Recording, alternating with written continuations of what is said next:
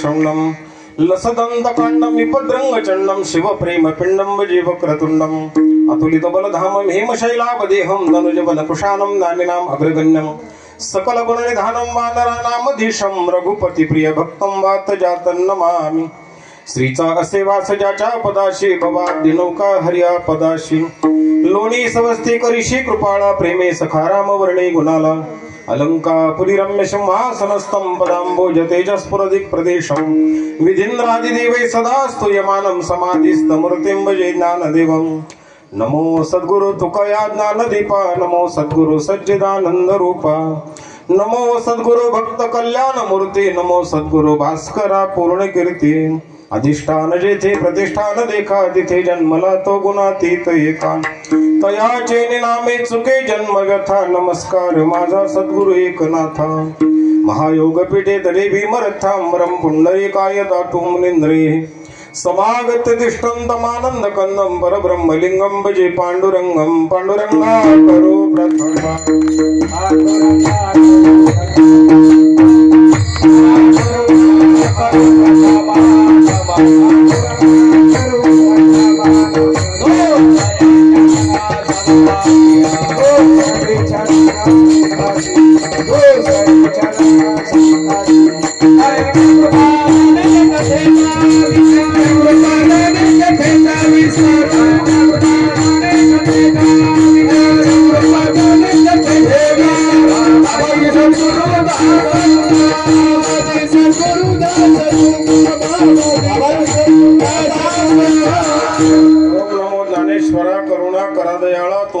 अनुग्रह लादलो पावन झालो चराचरी शरण शरण एकनाथा पायी माथा ठेविला नका पाहू गुण दोष झालो दास पायाच आता हिची जीव सवे घेऊ शिदोरी हरिनामाचा खिचडी काला प्रेमे मोहिला साधने प्रस्तुत स्थली प्राप्त प्रसंगी कीर्तनरूपी सेवे करता निवडलेला अभंग संत श्रेष्ठ विश्ववंद्य जगद्गुरु श्री संत तुकाराम महाराज त्यांचा 4 चरणाचा काल्याच्या प्रसंगी घेतलेला हा अभंग आहे. कार्यक्रमाचं निमित्त सर्वांनाच ज्ञात आहे, तरी शिष्टाचार म्हणून परत एकदा उल्लेख करतो. वैकुंठवासी द्रौपदीबाई पांडुरंग घाडगे यांचं प्रथम पुण्यस्मरण, त्यांचे सुपुत्र राधाकिसनराव पांडुरंग पाटील घाडगे, भाऊसाहेब पांडुरंग पाटील घाडगे, संपूर्ण त्यांचा घाडगे परिवार आणि त्याच परिवाराचं एक अंग बनून त्या कार्याला सर्व प्रकारानं कसं सजवता येईल असे आमचे परमार्थ प्रेमी हरिभक्ती परायण पंडित महाराज जगदाळे, उपस्थित सर्व असणारी महाराज मंडळी, गायक वादक गुणीजन मंडळी, सर्वांचाच परिचय आहे, कोणाचा नावाचा उल्लेख राहून जाईल. सर्वांनाच वंदन करतो.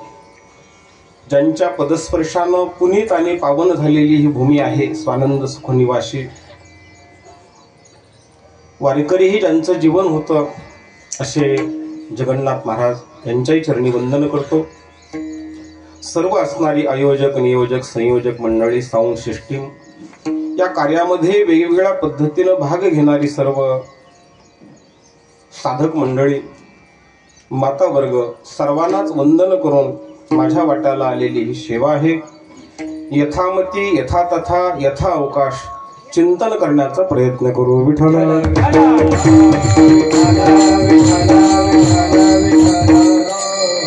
आता हिची जीव सवे घेऊ शिदोरी. आता जी जगद्गुरु तुकोबारायांची भाषा आहे, थोडं बारकाईने चिंतन करा. आपण सर्व सुज्ञ मंडळी आहात. जगद्गुरु तुकोबाराय तुम्हाला मला उपदेश करतात. परिस्थिती काय बनली सध्याची? उपदेश करायला आवडतं का ऐकायला आवडतं? प्रत्येकाची हीच स्थिती झाली.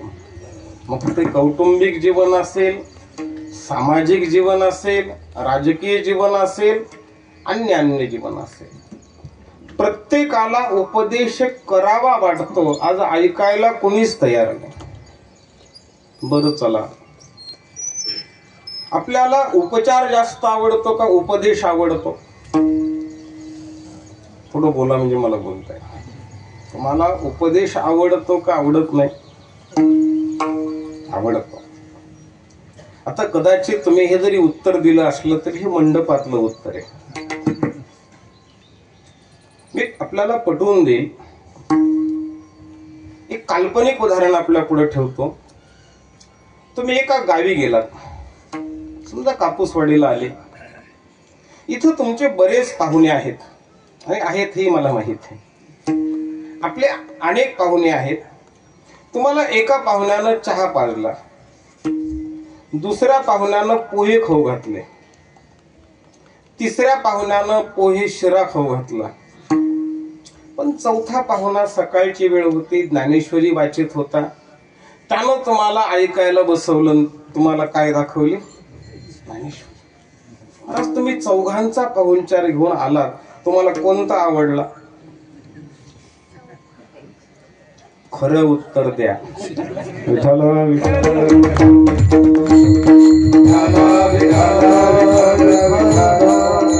तुम्ही गावाकडे गेल्या त्याच पाहुण्याला नाव ठेवलं. काय पाहुणा आहे म्हणे? मी त्याच्या घरी गेलो, माझ्या पुढे काय वाचत बसलं? कुठं उपदेश आवडतो? विठ्ठल विठ्ठल आज आम्हाला उपदेश नाही आवडत महाराज, ही वस्तुस्थिती, हे वास्तव आहे. पण आम्हाला उपचार आवडतो. मी आपल्याला प्रामाणिकपणे सांगेल महाराज, उपचार देवासाठी असतात. मग ते पंचोपचार असतील, षोडशोपचार असतील, उपचार देवाला असतात. उपचार आपल्याला नसावेत. विठ्ठल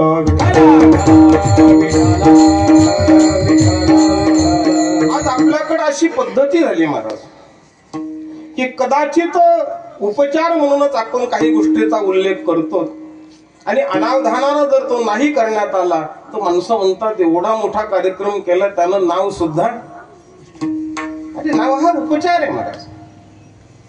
तो काही फार असा महत्वाचा आहे असं नाही. तुमच्या माझ्या जीवनामध्ये गरज आहे ती उपदेशाची.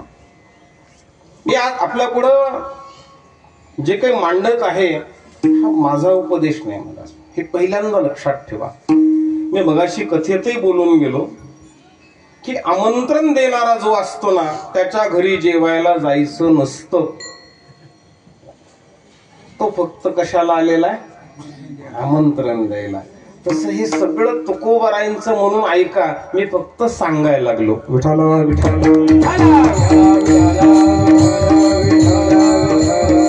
जगद्गुरु तुकोबाराय तुमच्या पुढे मांडतात. त्यांनी पहिला शब्द वापरला महाराज, आता शब्द तुम्हाला भूतकाळाला स्मरू देत नाही. आता हा जो शब्द आहे ना तो कशाला स्मरू देत नाही? भूतकाळाला. जवळजवळ 8-9 महिने गेले, मुलगा अजिबात अभ्यासाकडे त्यानं पाहिलं नाही. वडिलांना त्याला सांगितलं की बाबा आता 2च महिने परीक्षा राहिली, आता तू काय कर, अभ्यास कर. मागचा काळ सोडून दिलाय का जमेत धरलाय? कारण तो जर जमेत धरावा ना तर मला वाटतं ते सगळं गाऱ्हाण्यातच 2 महिने निघून जातील. पण त्यासाठी मागचा काल सोडून दिला आणि तुम्हाला पुढचं सांगितलं महाराज, नका करू नाश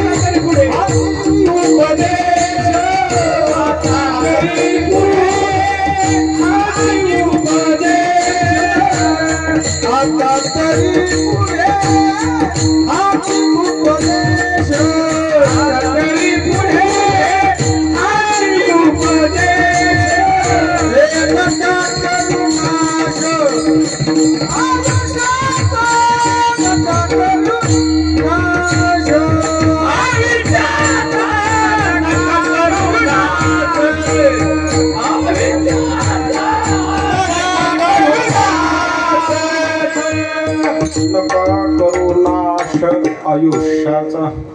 आता तरी कदाचित मागील काळ अज्ञानपणे सरला स्वभाव त्यागणे नेने आयुष्य होते मुनी पुढील पेने अंतरलो. कदाचित हा मागचा काळ आहे, परंतु जाऊ द्या. आणि परमार्थाची अत्यंत महत्वाचं आहे महाराज. रामकथा सुरू होते वाल्याची कथा सांग.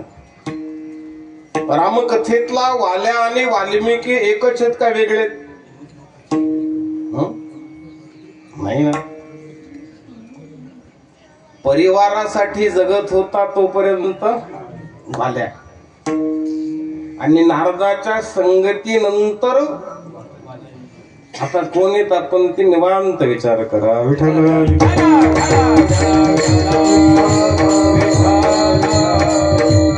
काही काळजी करू नका महाराज. सध्या आपण नारदाच्या सोबत आहोत, वाल्मिकीच आहोत. पण त्या काळामध्ये जो तुम्हाला मला जे करायचंय ना ते अशा पद्धतीनं करा की तुम्हाला त्याच्यातून स्वतःसाठी काही राहिलं पाहिजे. चला, मी प्रपंचातला माणूस आपल्या पुढे उभा करतो. प्रपंचातला माणूस हा स्वार्थी आहे का परार्थी आहे? नाही ना. प्रपंचातला माणूस परार्थी आहे. तुम्ही 500 रुपये मिळवले, किराणा सगळ्यांना आणता का तुम्हालाच? परार्थी आहे. हा, आता तुम्ही ऐकलेलं कीर्तन एकट्यालाच. विठ्ठला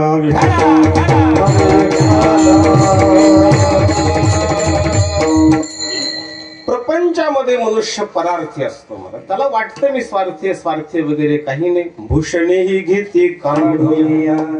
कसला स्वार्थी आला? त्याला काहीही सोबत नेता येत नाही. आणि तुकोबारायांचा तर आग्रह आहे, सवे घेऊ शिदोरी. आणि माणसाला तर सोबत नेता येत नाही. आता संसार सोबत नेता येतो का सोपवता येतो? कथेमध्ये याचा विस्तार केला नाही. हा सोपवता येतो. एकाकडून दुसऱ्याकडं, दुसऱ्याकडून तिसऱ्याकडं. हा एक खो-खोचा खेळ आहे, दुसरं काही नाही. मला त्या खो-खोच्या खेळामध्ये एक दमला की दुसऱ्याला काय देतो?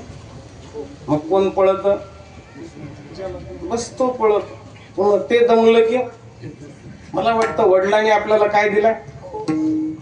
तुम्ही सुद्धा पोरांना देणार आहे. विठ्ठला हा एक खेळ आहे महाराज. वास्तविक पाहता जरी जो प्रपंचामध्ये येऊन त्यानं लीला दाखवल्या असल्या तर साधू संत सांगतात महाराज, खेळतो येण्याची खेळा. कदाचित त्याला जे जमलं ते आम्हाला जमणार नाही. म्हणून महाराज तुमच्या माझ्या पुढं काही गोष्टी मांडतात महाराज. त्यातली पहिली गोष्ट मी आपल्या पुढे मांडणार आहे. मनुष्य ज्या वृत्तीनं जगत असतो आणि ज्या वृत्तीची वृद्धी करत असतो, संग्रही त्याच पद्धतीनं होतो. नीट ऐका. मनुष्य ज्या वृत्तीनं जगत असतो आणि ज्या वृत्तीची तो वृद्धी करतो, संग्रही सुद्धा त्याच पद्धतीचा होतो. तुम्ही रजोगुणी जर असाल तर संग्रह कशाचा कराल? संसाराचा. तुम्ही तमोगुणी असाल तर दुराचाराचा. आणि तुम्ही सत्वगुणी असाल तर सत्वगुणी असाल तर साधनेचा काय करू आपण? संग्रह करू महाराज. आता चला, आजही तुमची माझी जी वृत्ती आहे महाराज, आपण सगळे एकाच कक्षेतले आहोत. फार मी फक्त फेटा बांधून आणि कंबर बांधली म्हणजे काही वेगळा आहे तुमच्यापेक्षा असं करू नका. आपण सगळे एकच आहोत.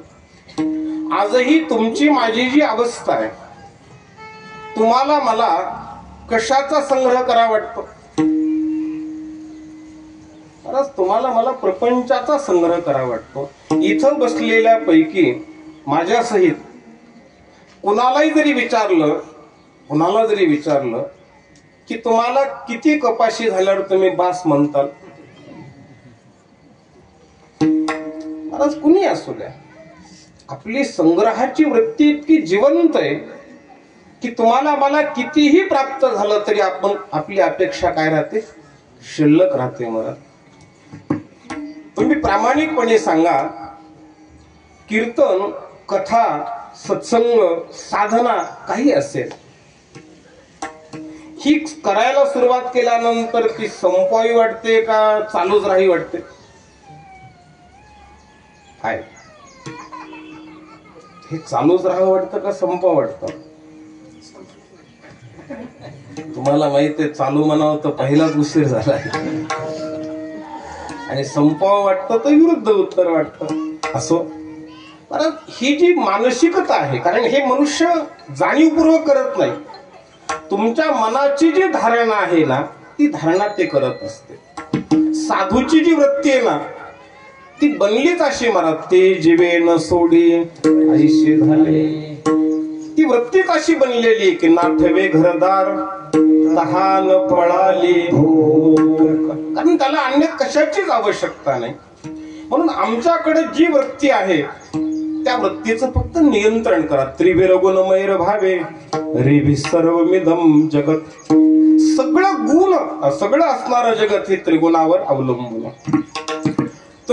तुम्हाला आम्हाला एकच काम करायचंय महाराज, कुठंतरी रजोगुणावर नियंत्रण आणायचंय, तमोगुणाला हळूहळू कमी करायचंय आणि सत्वगुणाला वाढवायचं आहे.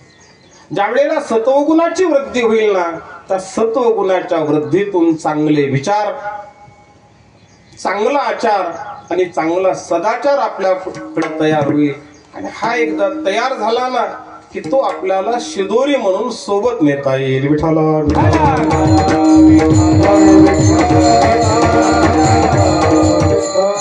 म्हणून ज्या दिवशी आपली प्रवृत्ती झाली, ज्या दिवशी आपली प्रवृत्ती झाली, ती प्रवृत्ती अबाधित राहते का अबाधित नाही राहत? मी याला साधं उदाहरण आपल्या पुढे ठेवतो म्हणजे कळेल आपल्याला. शाळेमध्ये विद्यार्थी जातो आणि शिक्षक त्याला शिक्षणाचं महत्व सांगतात की बाबा अशा अशा पद्धतीनं जर शिक्षणात तू परिश्रम घेतले, चांगला अभ्यास केला, तू गुणवत्ता यादीत आला तर तुला हे पद मिळेल, ही नोकरी मिळेल, तो हा कोर्स करत आहेस. हे सगळं त्याला ज्या वेळेला सांगितलं जातं त्यावेळेला तो फक्त ऐकतो का घरी जाऊन अभ्यास करतो? तो विद्यार्थी फक्त हे ऐकून घेतो का घरी जाऊन अभ्यास करतो? अभ्यास करतो. आणि त्या अभ्यासाचं फल हे मिळतं की त्यानं जे पद घेतलेलं असेल किंवा ज्याच्यासाठी तो अभ्यास करत आहे ते पद त्याला प्राप्त होतं. मला आपल्याला विचारायचंय, आपण संतांचे विचार ऐकून घेतो का घरी गेल्यावर अभ्यास करतो? विठ्ठल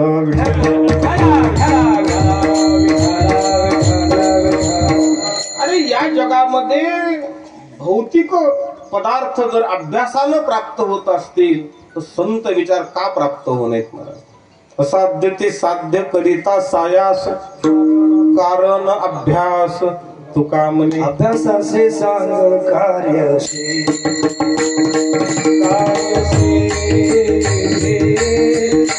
अभ्यासाचे सांग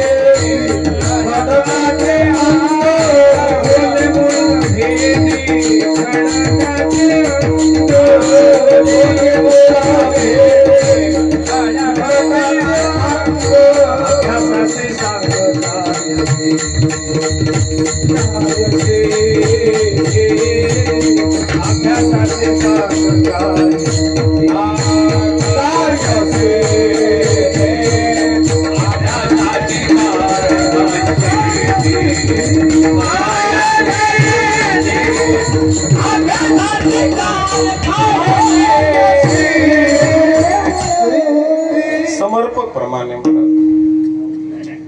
ओले मूळ भेदी खडकाचे अंग. किती कवळ आहे, किती लवचिक आहे, पण सातत्यानं त्यानं त्याच्यामध्ये सातत्य ठेवलं आणि त्या सातत्याचा परिणाम शक्तीमध्ये झाला. मी अनेक वेळेला उदाहरण दिलेलं आहे की दूध पिल्यानं ताकद येते का येत नाही? येते. हे खरे का अर्ध खरे? अर्ध खरे म्हणा. कारण दूध पिल्यानं ताकद येते म्हणावं तर आता जर कोणाला दूध पाजलं कुस्तीला उठवलं तर नाही जमणार. मग दूध पिल्यानं ताकद आणण्यासाठी ते दूध कमीत कमी वर्ष 2 वर्ष प्यावं लागेल, व्यायाम कसरत करावी लागेल. दुधानं काय येते? ताकद. मग एका सामान्य दुधासाठी जर काही दिवस सातत्य ठेवावं लागत असेल तर एका सप्ताहानं कसं भागलं?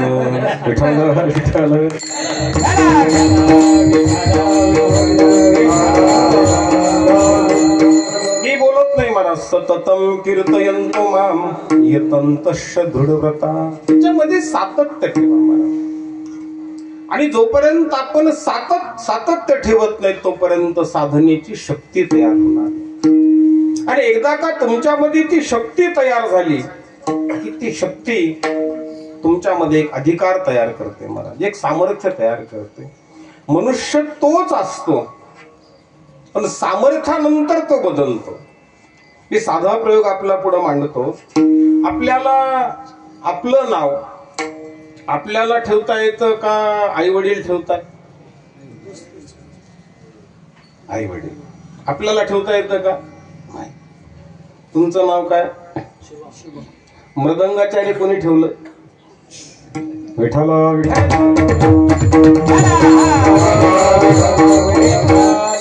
अभ्यासाशी चांग कार्य ठेवता येतं मला.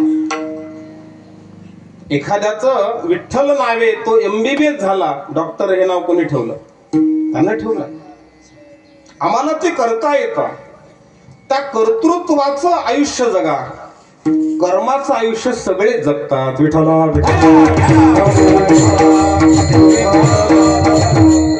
मनुष्य असेल, पशु पक्षी असेल, कर्मजन्य आयुष्य जगतो महाराज. आले भागात ते करीतो, सगळेच जण जगतात. काय विशेष आहे त्याच्यामध्ये? पण कुठंतरी कर्तृत्वजन्य आयुष्य जर तुम्ही जगत असाल तर लक्षात ठेवा महाराज, 2 प्रकारचा संग्रह आहे. अधिक वेळ नाही आहे, त्या वेळेमध्ये मी 2च्या आत आपल्याला मोकळं करणार आहे, काही काळजी करू नका. प्रपंचातला जो संग्रह आहे तो प्रपंचातला संग्रह करता येतो का सोबत नेता येतो?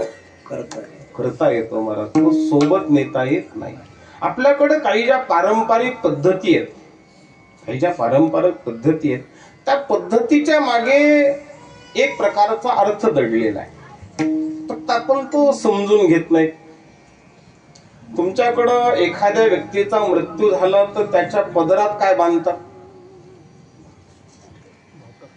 इकडे कापूस वडील नाही ते बांधतात ना, ते तसंच ठेवतात का सोडून घेतात?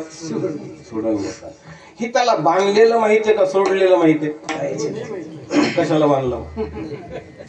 म्हणजे त्याच्या करता नव्हतंच. हे जे सोबत चालले ना त्यांना शिकवण्यासाठी होत. याच्यातलं काहीही सोबत नेता येत नाही. फक्त तुम्ही जर इथं साधना केली, तिळे तिळे पुण्य तरी हे बहुता नाम तुझे, या सगळ्या पुण्याचा परिणाम मला करा हरिभक्ती परलोका येईल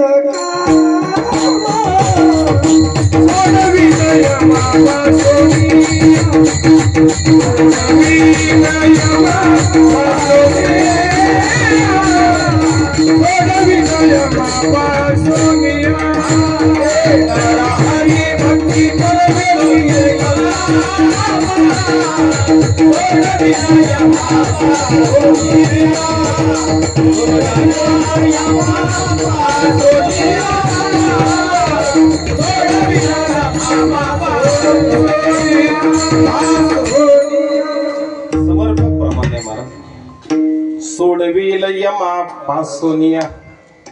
करा हरिभक्ती, करा रे बापानो साधन हरीचे. तुम्हाला मला आग्रह केला मला साधू संत, आणि हे आवर्जून सांगितलं की तुम्ही इथं जे जे परमार्थात कराल महाराज ते सोबत नेता येणार.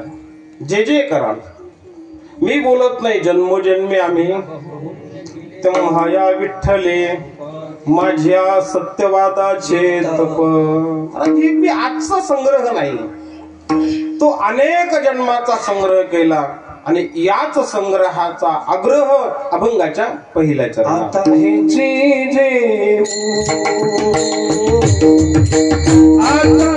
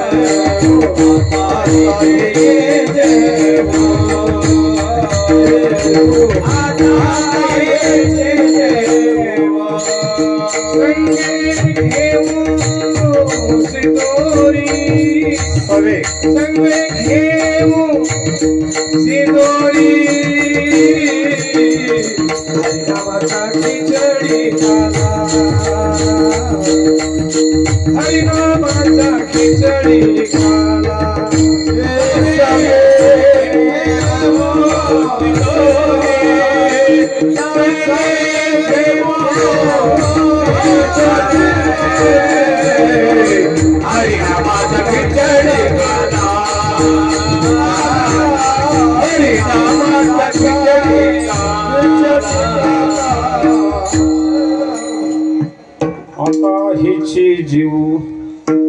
जेवणे शब्दाचा अर्थ उपभोगणे.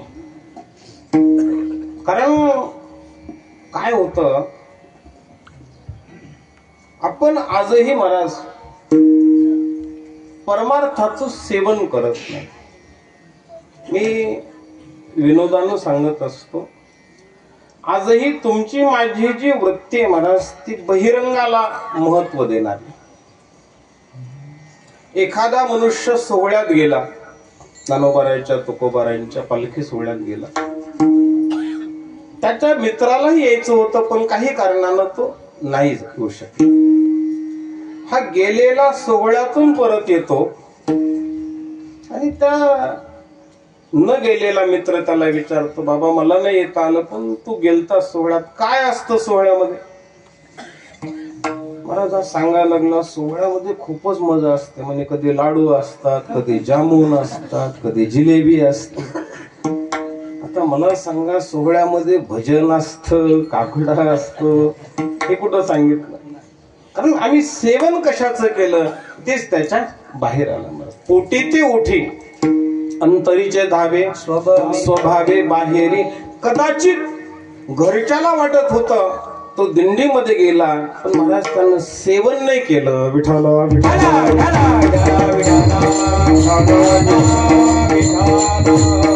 सेवितो हा रस वाटितो अनेका. संताचा तो अधिकार आहे, त्यांनी तो इतराला दिला.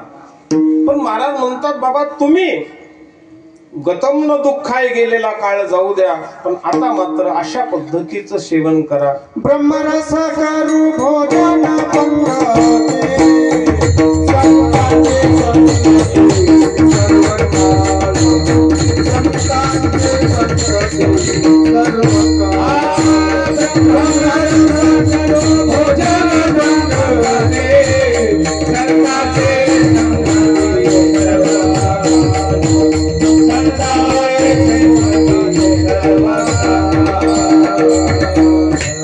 गोड प्रमाणे महाराज तिकडच यायचंय आपल्याला. कारण आपण जे सेवन करतो ते संताच्या संगतीमध्ये करा आणि त्यातल्या सर्व काळ शब्दाला अंडरलाईन करा. तो करायचे पण त्याच्यामध्ये सर्व काळ. आज महाराज या ठिकाणी तुम्हाला मला आग्रह करतात की बाबा अशी काही सामुग्री तयार करा, तुमचं जे सत्कर्म आहे ते आपल्या सोबत घ्या. एखादा मनुष्य जर एखाद्या अपघातामध्ये वाचला आणि त्याच्या सोबतचे 4-5 जण लगेच जाग्यावर गेले, तो वाचलेला काय म्हणतो, आमचं काय कामी आलं? पुण्य कामी आलं मला. म्हणजे त्याच्याजवळ होतं, तुका म्हणे होता ठेवा. म्हणजे कुठेतरी तुम्ही ज्या वेळेला चांगल्या गोष्टीचा संग्रह करताना तो संग्रह नाम पुण्य. एका वाक्यात सांगू का, आज तुम्ही जी भोगत असलेली श्रीमंती आणि तुम्हाला जी मिळत असणारी सुख आहेत त्याचं नावे मागील पुण्य. आणि आज तुम्हाला जे दुःख असेल अथवा दारिद्र्य असेल त्याचं नावे मागील पाप.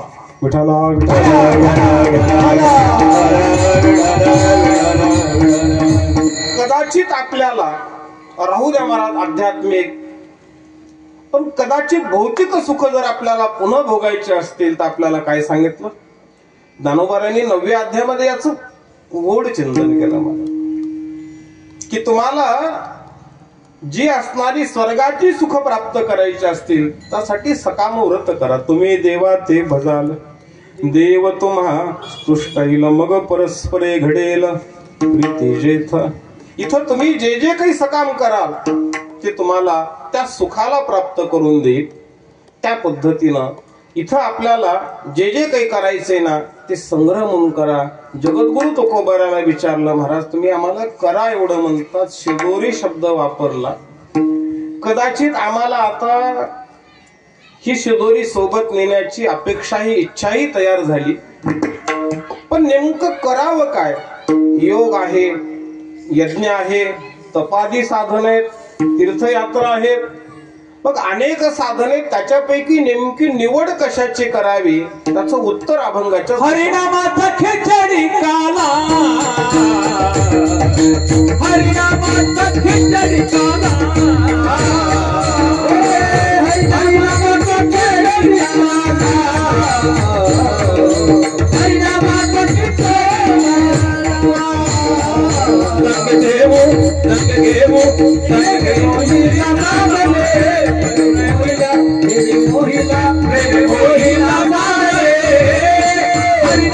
खिचडी काला हरिनामाचा खिचडी काला प्रेम मोहिला प्रेम मोहिला मोहिला प्रेम मोहिला हरिनामाचा खिचडी काला हरिनामाचा खिचडी काला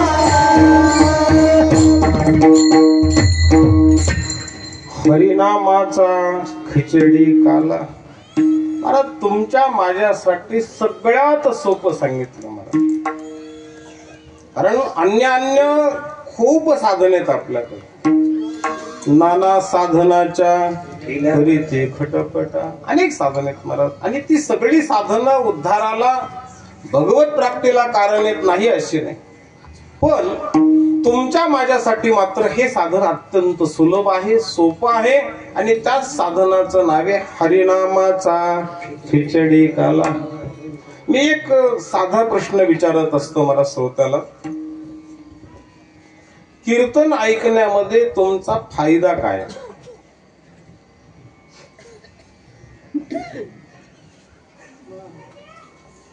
काय फायदा?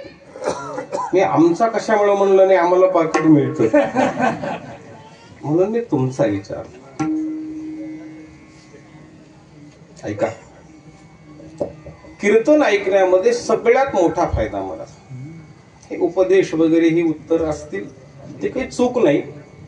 पण मला एवढं नक्की माहित आहे की तुम्ही जो उपदेश ऐकला तो काही तुमच्या लक्षात राहत नाही. म्हणूनच बरं आहे महाराज, आम्हाला पुन्हा पुन्हा सांगता येत. उपदेश आपल्या काही लक्षात राहत नाही, पण अधून मधून जे विठ्ठल विठ्ठल भजन घेतलंय ते नामस्मरण मात्र इथं आल्यावर घडतं. मग कीर्तन ऐकण्याचा सगळ्यात मोठा फायदा कोणता?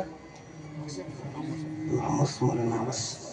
पण काही बसणाऱ्याला असं वाटतं महाराज हे कीर्तन करायच्या काहीतरी पुढचं लक्षात येत नाही म्हणून मध्ये ते घेतो.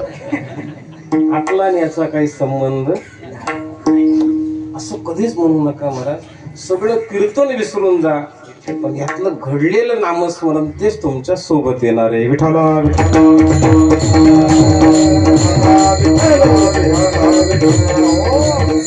अरे तेवढाच नामाचा जप होईल, दुसरं काय होणार आहे महाराज तुम्हाला.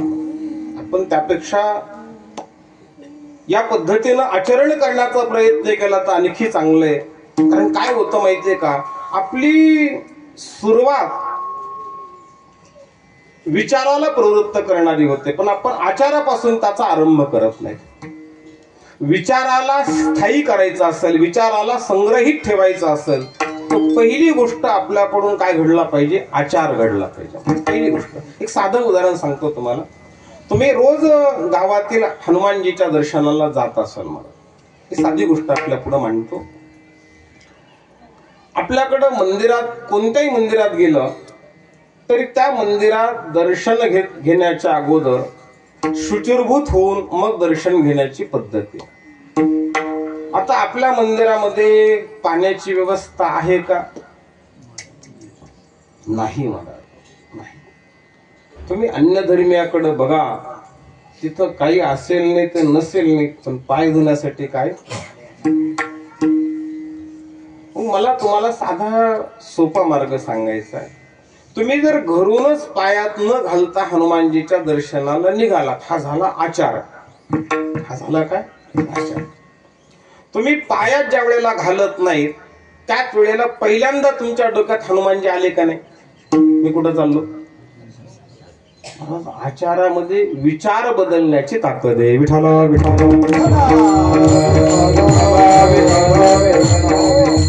पहिल्यांदा आचारो प्रथमो धर्म. हा मला पहिल्यांदा का सांगितलं? आचार करिता मनती हा पसारा. अरे नाव ठेवलं त्याला की तो आचार करतो, त्याला हे चालत नाही, ते चालत नाही, अमुक आहे तमुक आहे. आपण त्याला बुद्धीच्या दृष्टीनं पाहतो. अरे त्याला अंतःकरणाच्या दृष्टीनं बघा, नक्की तो तुम्हाला फलदायी. म्हणून इथं तुमची माझी विचारामध्ये प्रवृत्ती का होत नाही? आपण ऐकत नाही असं नाही महाराज, ऐकतो आम्ही, पण ऐकलेलं तिथपर्यंत जात नाही. त्याचं कारण आहे की आपण त्या पद्धतीनं त्याला आचारशील बनत नाही. हे तुकोबारांना माहित होतं की कलियुगातले लोक आचार पाळणार नाहीत, म्हणून तुमच्या माझ्यासाठी सगळ्यात सोपं सांगितलं महाराज, ते भगवंताचं नामस्मरण, ज्याच्यासाठी काहीही करण्याची गरज नाही महाराज. कोणत्याही काळामध्ये आम्हाला ते तुम्हाला नामजप यज्ञ तो परम बाधू न शके स्नानादी कर्म, कशाही पद्धतीने ते घ्या.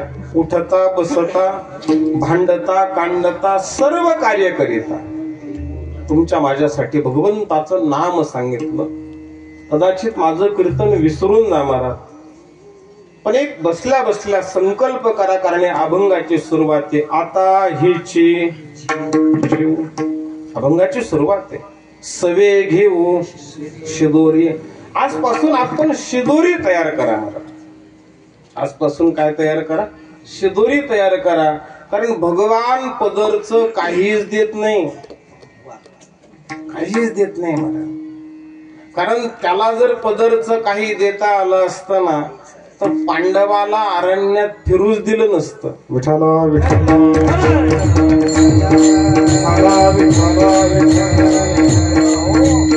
म्हणून तो तुमच्या माझ्या जवळ जी असणारी पुण्याची सामुग्री आहे, पाप पुण्य घेऊन जन्मा येतो, आम्ही ती शिदोरी घेऊन जातो. मला वाटतं आज संकल्प करा बसल्या बसल्या की मी माझ्या घरी मला जो काही वेळ मिळेल, सकाळी दुपारी संध्याकाळी, त्या वेळेत निदान एक माळेचा तरी जप करेल, संकल्प करा. हरिनामाचा खिचडी काला, अन्न काला नाही सांगितला महाराज, तुमच्या माझ्यासाठी सोपा काला सांगितला. आता तो काला किती महत्वाचा आहे महाराज. तुका म्हणे काला वैकुंठी दुर्लभ विशेष हा लाभ संत संगी. महाराज आपल्याकडं काल्याचं महत्व कळालं का आपण काल्याला महत्व दिलं? आपल्याला काल्याचं महत्व कळालं का आपण काल्याला महत्व दिलं? थोडी क्षमा मागून बोलतो. आपण काल्याला महत्व दिलं कारण पंगत कधी असते आणि काल्याला इथं सोडा महाराज, इथं रोजच पंगत आहे, काही अडचण नाही. रोजच पंगत आहे इथं. पहिला दिवस आहे तसाच, आजचा दिवसही तसाच, काही अडचण नाही. पण आपण सर्वसाधारणपणे काल्याला महत्व दिलं, काला कळून नाही घेतला. विठाला चला, काला सप्ताहामध्ये करता येतो का काला घरी करता येतो? काला घरी करता येतो. काला नाम एकत्रीकरण, भूता परस्परे जडो तुका म्हणे काला कुठे अभेद देखीला, कुठे अभेद देखीला, कुठे अभेद देखीला भडेना, कुठे अभेद देखीला, कुठे अभेद देखीला, कुठे अभेद देखीला. गोड प्रमाणे मला हा जो असणारा काला आहे तो मी आज इथे कुठंतरी संकल्प करेल आणि हा काला प्राप्त करून घेईल. कोणता काला?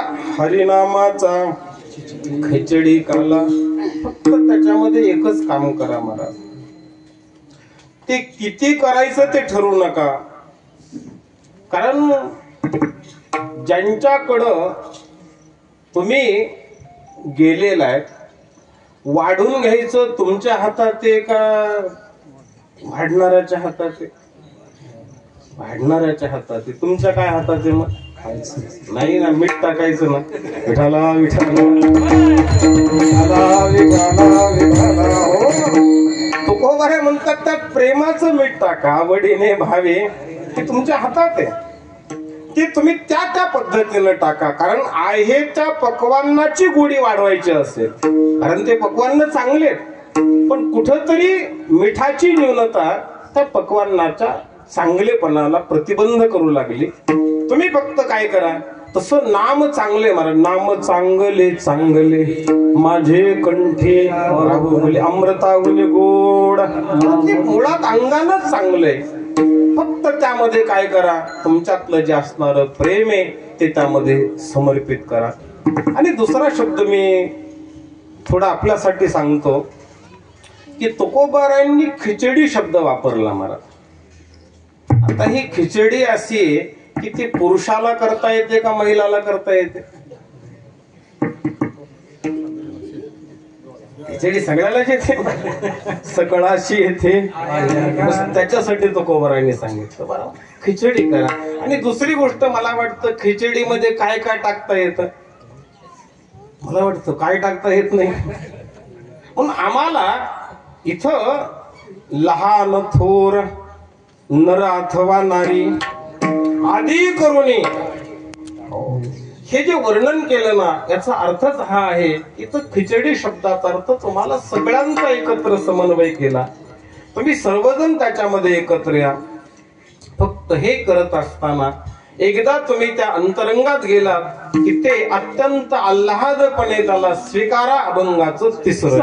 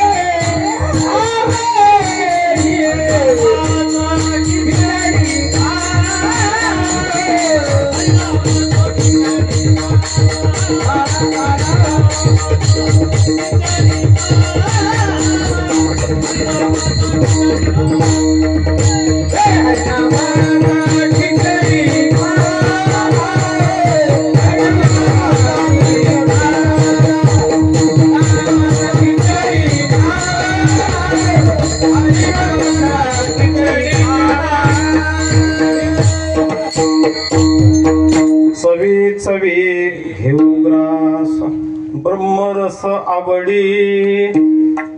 परत हा जो रस आहे ना, जीवनामध्ये सगळ्यात जास्त गरज आहे ती रसाची, सगळ्यात जास्त गरज. कारण माणसं आत्महत्या कधी करतात, रस कमी झाला. तो काय झाला म्हणे, निराश झाला. आणि निराश होऊन त्याने काय केली, आत्महत्या केली.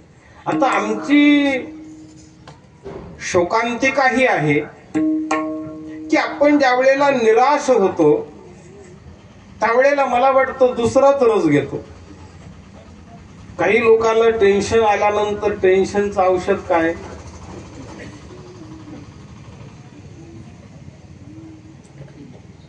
ब्रह्मरस घी काढा तेने वारे. महाराज कसंही टेन्शन येऊ द्या, ज्ञानेश्वरीचं एक पान वाचून बघा. विठाला विठाला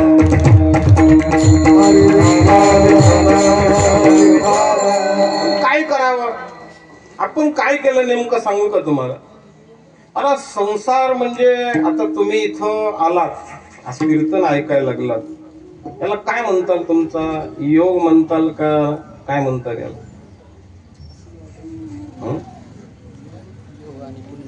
काय म्हणतात, योग आले. ऐका, आज लग्न जमत नव्हतं ते 4 वर्षानं जमलं, त्याला काय म्हणा, योग म्हणा. याला प्रयोग म्हणा महाराज, त्याला योग नका म्हणा. काही माणसं म्हणतात तुम्ही गेलता कापूसवाडीला पण आमचा काय नव्हता. अरे तू प्रयोग काय केला, घर सोडलं का, कामाचं नियोजन केलं का, तिथं एखादं वाहन पाहिलं का, प्रयोग काहीच केला नाही. आम्ही कशावर सोडलं, अरे संसार योगावर सोडा. कारण तिथं किती प्रयोग केले तरी काय यावे लागतात, विठ्ठल विठ्ठल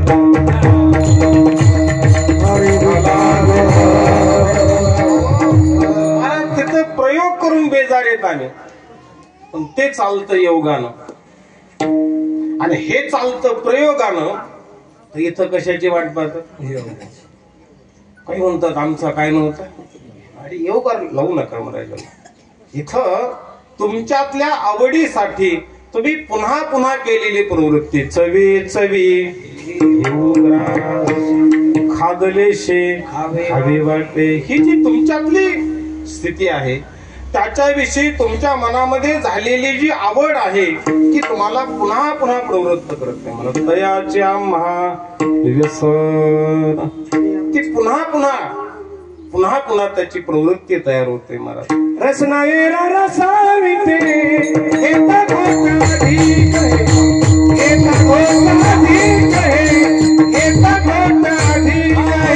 रसनावेरा रसाविते एता घोटाधी कहे, एता घोटाधी कहे, एता घोटाधी कहे. गोड प्रमाण दिलं मी उदाहरण देतो. हरिपाठ वाचायला, हरिपाठ कधी असतो? संध्याकाळी. देवाची पूजा सकाळी. तंबाखू विठ्ठल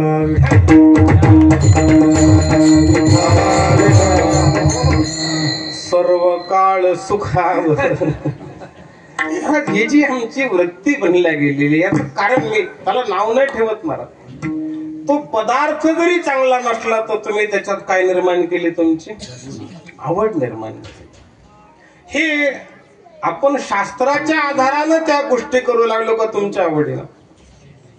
आम्ही आमच्या आवडीनं ज्या वेळेला करतो ना त्यावेळेला ती या पद्धतीने करू महाराज. तिथं आम्हाला काळ वेळ नाम उच्चारिता नाही ही प्रवृत्ती तयार व्हावी.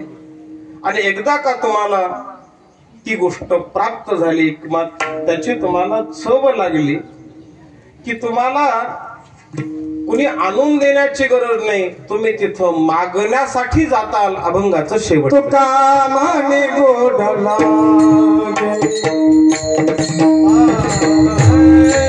तुका माने गोडला तुका माने गोडला तुका माने गोडला गोडला तुका माने गोडला तुका माने गोडला तुका माने गोडला तुका माने गोडला तुका माने गोडला तुका माने गोडला तो मागे रसना तो मागे रसना रसना हरिनामाचा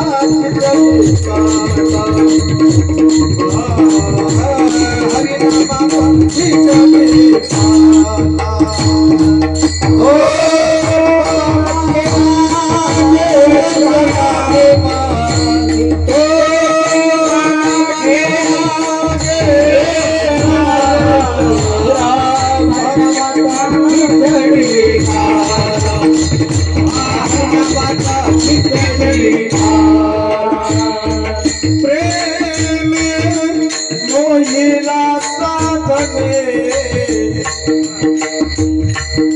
प्रेम मोहिला साधने मोहिला प्रेम मोहिला प्रेम मोहिला साधने साधने मोहिला साधने हे हरिनामाचा खिचडी हरिनामाचा खिचडी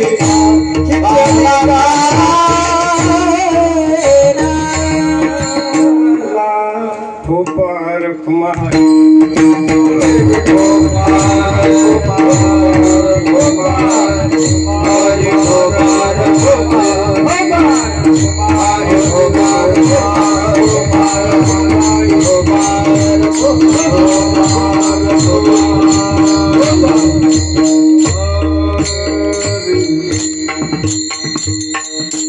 मने गोड लागे तो मागे रसना, हरिनामाचा खिचडी काला, प्रेमे मोहिला साधने. जगद्गुरु तुकोबाराय एक साधकाच्या भूमिकेतून प्रवृत्तीपर्यंत नेतात मला.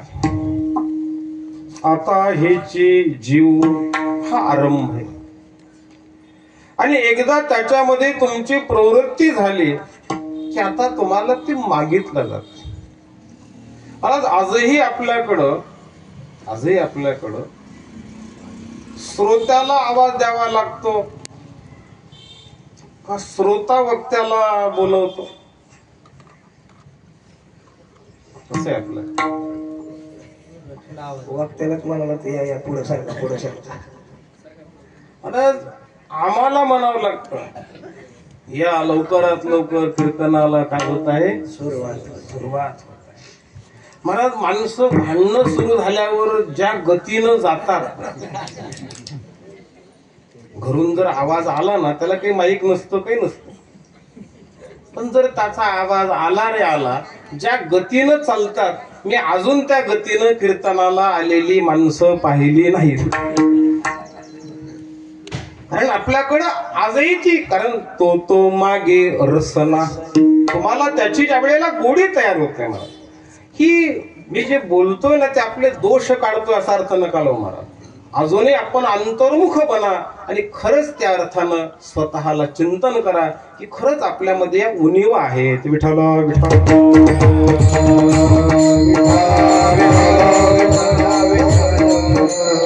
तपासलं पाहिजे आपण. तुम्हाला ज्या वेळेला डॉक्टरकडे तुम्ही जातात त्यावेळेला डॉक्टर तुम्हाला तुमच्यातले दोष सांगतो का तुमचं गुणगान करतो?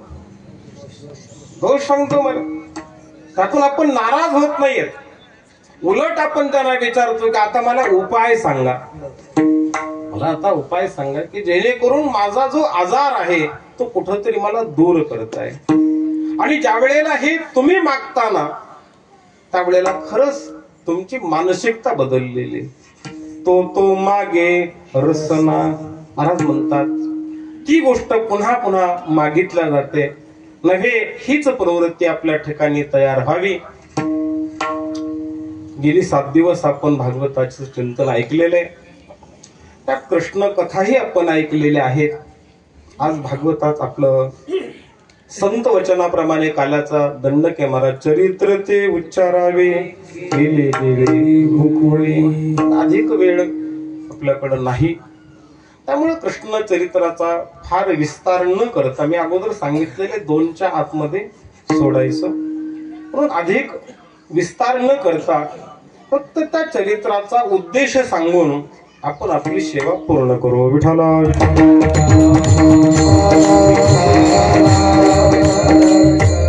भगवान कृष्णाचं जे जीवन चरित्र आहे महाराज, आज आपले धर्मग्रंथ आपण वाचतो का त्याचा अभ्यास करतो? असतो मला. अजूनही आम्ही आमच्या धर्मग्रंथाचा काय केला नाही? अभ्यास केला. पाश्चिमात्य लोक त्यांच्या भाषेमध्ये आपले ग्रंथ छापून घेतात आणि त्याचा काय करतात? अभ्यास करतात. आज आपण अभ्यास करा महाराज. भगवान कृष्णाचा जन्म कुठे झाला? तुरुंगामध्ये. एका वाक्यात सांगून पुढे जाऊ. कृष्णाचा जन्म तुरुंगात झाला. काय वर्णन आहे महाराज त्याचं? कर्तुम अकर्तुम अन्यथा कर्तुम, करशील तरी नव्हे काय, ही त्याची शक्ती आहे महाराज. पण तरीही त्याचा जन्म कुठं होतो? एका कारागृहात होतो. याचा अर्थ भगवान कृष्ण तुम्हाला आम्हाला सांगतात की कुठं जन्माला यायचंय हे माझ्या सुद्धा हातात नाही. हे पहिल्यांदा शिकवलं महाराज कृष्णाने.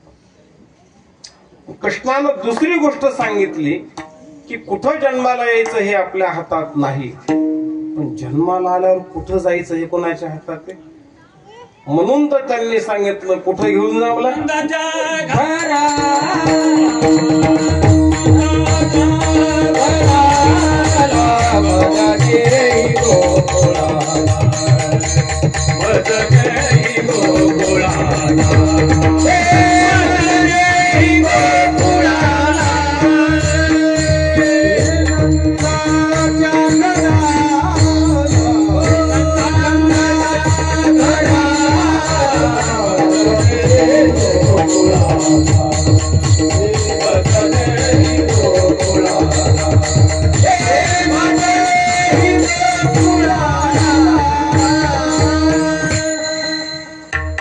भगवंताचा जीवनातला हा पहिला प्रवास आहे. मला मथुरा शब्दाचा अर्थ आहे संसार आणि गोकुळ शब्दाचा अर्थ आहे संस्कार. माणसाला संसार मोठा करता येतो का संसारात मोठं होता येतं? संसारातलं तर सांगत जा ना तुम्ही. संसार मोठा करता येतो का संसारात मोठं होता येतं?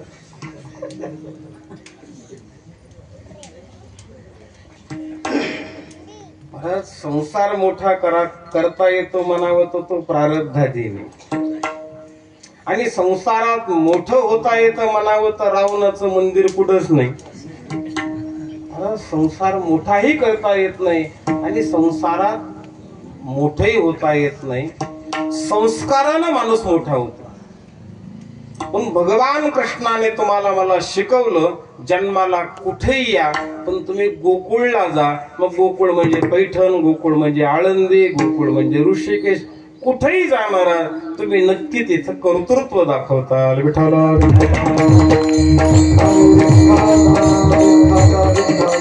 तिथं गेल्यावर काय करा? तिथं गेल्यावर काय करा? कारण तुम्ही ज्या वेळेला तुमचं कर्तृत्व सिद्ध कराल ना त्यावेळेला तुम्हाला तुमचा प्रचार करायची गरज नसते.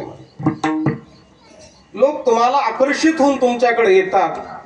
आता विवेकानं तुम्ही त्याची निवड करायची. त्याची काय करायची? निवड करायची. गरीबाला मित्र जमा करावे लागतात का श्रीमंताला?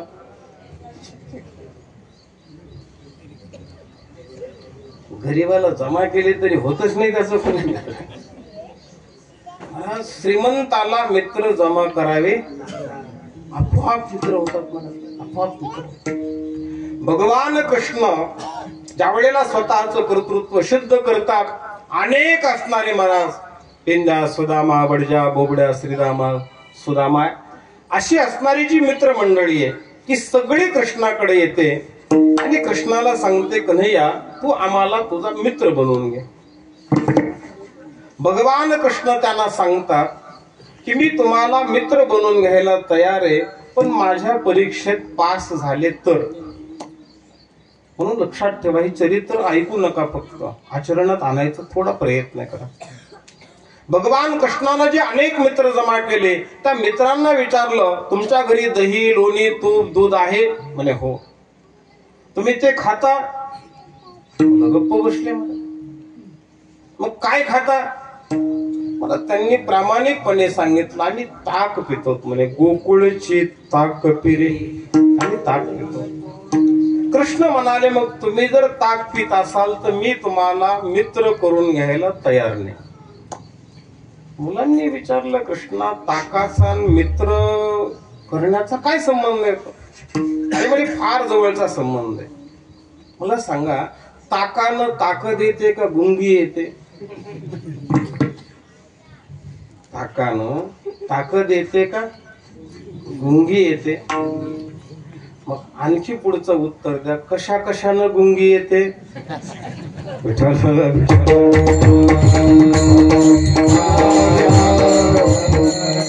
महाराज हे मित्र जर अगोदरच ताक पित असतील तर त्यांना काय करू नका. हे मी नाही बोलत, कृष्णाने सांगितलंय. विठाला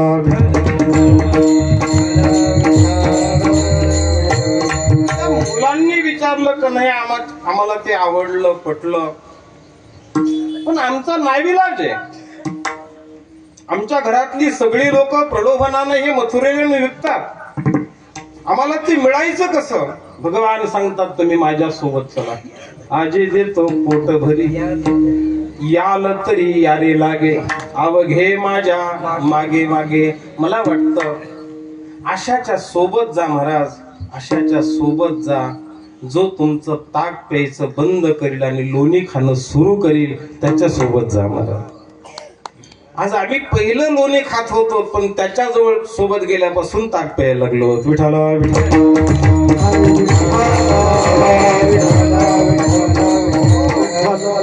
भगवान कृष्णानं त्या ठिकाणी या सगळ्या मुलांना सोबत घेतलं आणि सगळ्यांच्या सोबतीनं भगवान गोकुळातला लीला पूर्ण करून वृंदावनात येतात. सगळ्या गोपाळांना आपल्या सोबत घेऊन भगवंतानं गायी राखल्या. अनेक प्रकारच्या गायी आहेत महाराज, त्यामध्ये इंद्रियाच्या गायी आहेत. भगवंतानं त्या गायीचं पालन केलं. सगळ्या गोपालांना आपल्या सोबत घेत असताना भगवंतानं एके दिवशी यमुनेच्या काठी, यमुना नाम भक्ती, यमुनेच्या काठी सगळे असणाऱ्या गोपालांना एकत्र केलं आणि प्रत्येकाला विचारलं, तुझ्याजवळ तू आज शिदोरी काय आणली? जमलेल्या गोपाळांच्या शिदोऱ्या सारख्या होत्या का वेगवेगळ्या होत्या? इथं जमलेल्या गोपाळांच्या वेगवेगळ्या आहेत महाराज. प्रत्येकाची शिदोरी वेगळी आहे. मग ते कर्मजन्य असेल, स्वभावजन्य असेल, परिस्थितीजन्य असेल, प्रत्येकाची शिदोरी वेगळी आहे. भगवंतानं मात्र त्या सगळ्या शिदोऱ्या एकत्र केल्या, ज्याचं आपण काला हे वर्णन करतो.